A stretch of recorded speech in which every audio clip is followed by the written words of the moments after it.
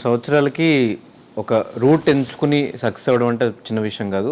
కానీ ఇన్ని రూట్స్ ఉండగా అంటే రివ్యూస్ చెప్పాలి అని థాట్ వస్తే సినిమాల మీద చెప్పొచ్చు, పొలిటికల్గా చెప్పొచ్చు.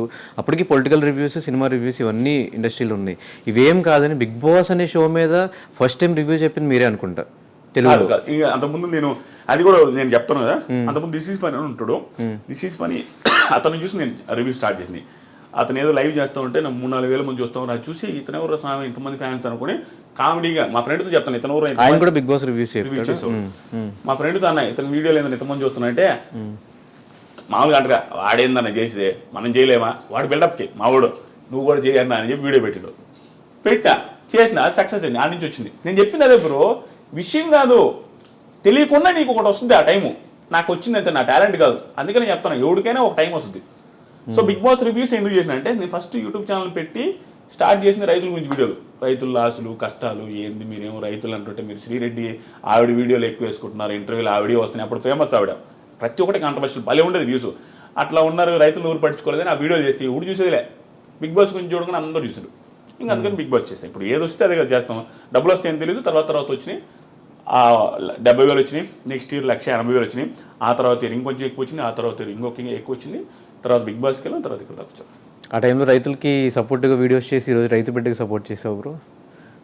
అట్లేం కాదు బ్రో, అట్లే అనుకోవచ్చేమో.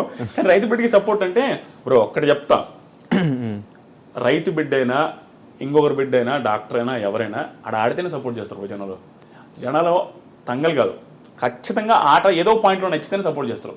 నచ్చకుండా అసలు ఓటు వేయాలంటే హాట్స్టార్ ఓపెన్ చేసి ఎవరికి ఓపుకుండదు.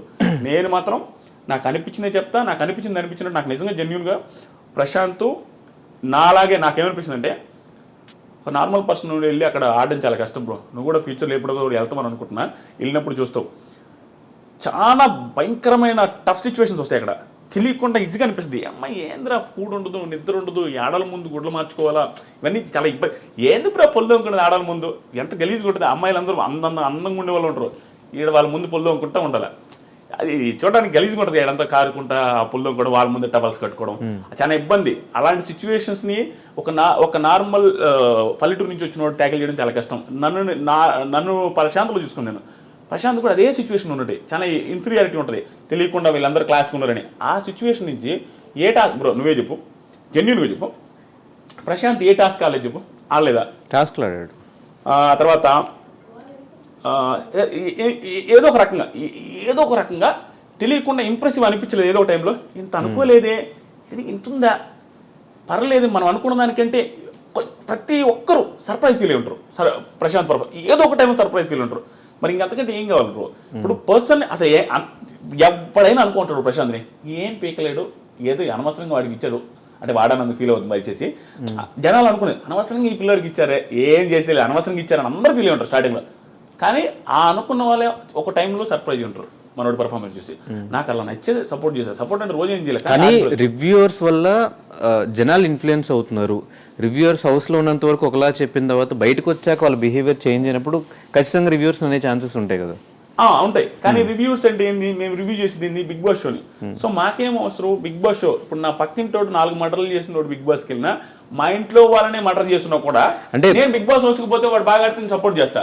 వచ్చిన తర్వాత వాడు ఎలా ఉండో, వెళ్ళక ముందు ఎలా ఉండో నాకు సంబంధం లేదు, నాకే కదా ఏ రివ్యూర్ సంబంధం. షోలో ఎలా ఉంది అలా.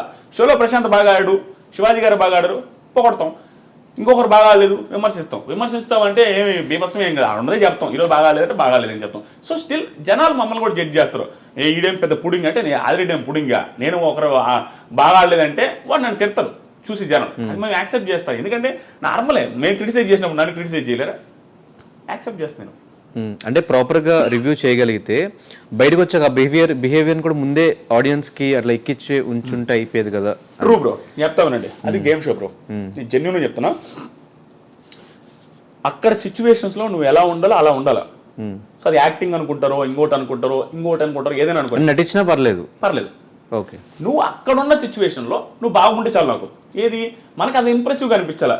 నటించడం అంటే నిజంగా నటిస్తే 100 రోజులు బీభత్సంగా నటిస్తే అంతకంటే టాలెంట్ ఏముంది బ్రో ఓటు వేయడానికి. 100 days ఎవడు బ్రో నటించగలుగుతాడు, అది హ్యూజ్ టాలెంట్. ఒక ఓటు వేయడానికి అదే ఆ టాలెంట్ సరిపోద్ది. 100 days నటించుంటే మీరు అన్నట్టు ఎవడో నటించలేడు. అక్కడ నువ్వు ఇంప్రెసివ్గా ఫీల్ అయితే చాలు, ఎలాగైనా ఉండండి. అది చాలా మాకు. బయటకు వచ్చిన తర్వాత ఎలా ఉంటుంది మేము ఎలా ప్రిడిక్ట్ చేయగలం? నేనేమంటానంటే అక్కడ ఉన్న సిచ్యువేషన్ తగ్గట్టు అక్కడ బిహేవ్ చేశారు. అవుట్ సైడ్ సిచ్యువేషన్ వేరే. అవుట్ సైడ్ పోలీసులు ఉంటారు, పల్లె ప్రశాంత్ అందరూ తొబ్బడతారు, బయటకు వచ్చిన తర్వాత ఇలా చేశాడు అలా చేశాడు. లోపల పోలీసులు లేరు, లోపల క్రౌడ్ లేదు. బయటకు వచ్చిన తర్వాత క్రౌడ్ ఉంది, బయటకు వచ్చిన తర్వాత పోలీసు ఉంది. ఈ సిచ్యువేషన్ అక్కడ లేదు, ఆ సిచ్యువేషన్ ఇక్కడ లేదు. అక్కడ తగ్గట్టు అక్కడ ఉంటారు, ఇక్కడ తగ్గట్టు ఇక్కడ ఉంటారు. ఇదే క్రౌడ్తో ఇదే సిచ్యువేషన్ ఇదే పోలీసుల ముందు పల్లె ప్రశాంత్ బిగ్ బాస్ బిఫోర్ ఎక్కడ మనకు కనపడలా. ఎలా బిహేవ్ చేస్తారో మనకు తెలియదు. సిచ్యువేషన్ బట్టి మనిషి బిహేవ్ చేస్తారు కానీ ప్రతిసారి ఒకే రకంగా ఎవడు బిహేవ్ చేయడు. కానీ ఆ సిచ్యువేషన్ ఒకేసారి కనిపించింది కాబట్టి మనకు తెలియదు అతను ఎలా ఉంటాడో. కాబట్టి మనమేమనుకున్నాం అతను ఇలాగే ఉండాలని ఒక స్టాండర్డ్ పెట్టుకున్నాం అనేది నా ఫీలింగ్. నాకైతే జెన్యూన్ చెప్తున్నా, ప్రశాంత్ ఇలాగే డౌన్ టు ఎర్త్ ఉండాలా, ఇంత నోరు లేయకూడదు, ఇంత ఓవర్ చేయకూడదు అనే ఫీలింగ్ మనం పెట్టుకున్నాం. అంటే హౌస్ లో అలా ఉన్నాడు కాబట్టి మనం బయటకు వచ్చాడు ఆబ్వియస్గా అలా అది అలా పెట్టుకున్నారు బ్రో. అంతేగాని అది తప్పు. ప్రశాంత్ చేసిన మిస్టేక్ అని ప్రశాంత్ కూడా యాక్సెప్ట్ చేస్తారు, శివాజీ గారు చెప్పారు, పోలీసులు చెప్పారు, అది మిస్టేకే. కానీ అత్యుత్సాహంతో జరిగిన తప్పించి ఏదో ఇదే ఆ బిహేవియర్ అయినా ఆ బిహేవియర్తో మాకు సంబంధం లేదు బ్రో. రివ్యూవర్స్కి ఎవరికి సంబంధం లేదు. మాకు బిగ్ బాస్ షోలో ప్రశాంత్ బాగా ఆడాడు, దెర్ ఈస్ నో డౌట్, అందుకే గెలిచాడు. సో ఇదే మీరు స్టార్ట్ చేసిన సీజన్లో రివ్యూస్ చెప్తున్న సీజన్లో కౌశల్ అనే పర్సన్కి అంటే ఒక రివ్యూవర్కి ఎవరికి సపోర్ట్ చేయని ఆదిరెడ్డి కౌశల్ టైంలో కౌశల్ ఆర్మీకి చేయడం, కౌశల్ కోసం 2K రన్ చేయడం, ఇదంతా ఏంటి అంటే అది ఆ టైంలో ఏమైనా పాపులారిటీ కోసం కౌశల్కి అంత పేరుంది కాబట్టి ఏదో మన పేరు కూడా వినిపిస్తుంది అలా ఏమన్నా? అలా ఏం కాదు బ్రో. రివ్యూస్ స్టార్ట్ చేసినప్పటి నుంచి నాకు జెన్యూన్గా ఇప్పటికీ చెప్తున్నా, Kaushal one of the best contestants. ఎవరు అవునున్నా కాదన్నా కౌశల్ ముందే చెప్తాను, కౌశల్ గారి ముందే చెప్తాను. మొన్న కూడా అవార్డ్స్ ఫంక్షన్కి వెళ్ళినప్పుడు కూడా నేను ఆయన పేరు చెప్పాను. ఆయన పక్కన ఉన్నాడు, నేను ఆయన పెద్ద మాట్లాడుకునేది లేదు ఇప్పటివరకు. ఆయన ముందు ఏం చెప్పానంటే కౌశల్ అనే సీజన్ వల్ల నాకు పాపులారిటీ వచ్చింది, నాకు చాలా నేను సెట్ అవ్వడానికి one of the main reasons Kaushal అనే సీజన్, కౌశల్ గారు కూడా అని చెప్పా. ఇప్పటికీ ఆ గ్రాటిట్యూడ్ నాకుంది. నేను ఎప్పుడైనా కూడా కౌశల్ గారి గేమ్ని ఎవడు తప్పట్లేడు. కౌశల్ తోపు కంటెస్టెంట్, అట్లానే గెలిచాడు. కాబట్టి నేను సపోర్ట్ చేస్తాను బ్రో. 85-80% పీపుల్ సపోర్ట్ చేశారు అక్కడ, యునానిమస్గా గెలిచాడు. దాంట్లో నేను సపోర్ట్ చేయకపోతే నేను ఏదైనా అవుతా.